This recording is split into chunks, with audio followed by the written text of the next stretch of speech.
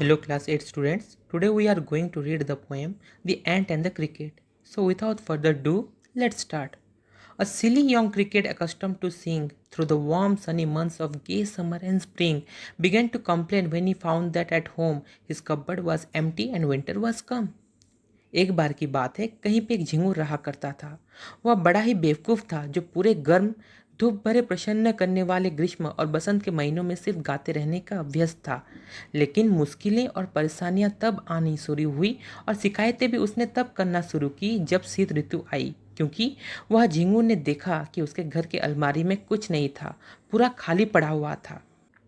Not a crumb to be found on the snow-covered ground, not a flower could he see, not a leaf on a tree. Oh, what will become, said the cricketer, of me? शीत ऋतु आने पर वह झिंगुर देखता है हर तरफ बस बर्फ ही बर्फ जमे हुए थे और कहीं भी कोई भी खाने का नामो निशान नहीं था। ना उसे कोई फूल दिख रहे थे और ना ही किसी पेड़ पर कोई पत्ते। यह देखकर वह झिंगुर बहुत ही घबरा जाता है और डर जाता है और बोलता है कि अब खाने के बिना उसका क्या हाल होगा।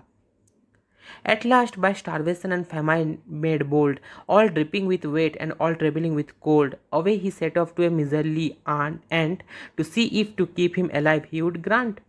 आखिरकार भूखमरी और अकाल से परेशान होकर थोड़ा साहस बटोरकर वह झिंगुर बारिश में भीगता हुआ और ठंड से ठिठुरता हुआ एक कंजूस चींटी से मिलने जाता है, यह देखने के लिए कि शायद वो चींटी उसे जीवित रखने के लिए थोड़ा बहुत खाना उधार में दे देगी। Him shelter from rain and a mouthful of grain. He wished only to borrow. He had repaid tomorrow. If not, he must die of starvation and sorrow.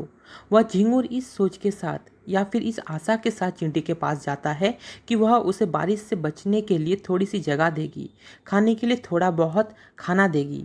उस झिंगुर की इच्छा थी कि वह बस थोड़ा खाना उधार लेगा और कल उस उधार को चुका देगा। इसके बाद झिंगुर सोचता है कि अगर चींटी ने खाना देने से मना कर देगी तो वह भूख और दुख से मर ही जाएगा। Says the ant to the cricket, I am your servant and friend, but we ants never borrow, we ants never lend. But tell me, dear cricket, did you lay nothing by when the weather was warm? Quoth the cricket, not I. झिंगुर का चींटी से उधार की बात कहते ही चींटी उससे कहती है कि वह उसका सेवक और दोस्त है, पर उनका एक वसूल है।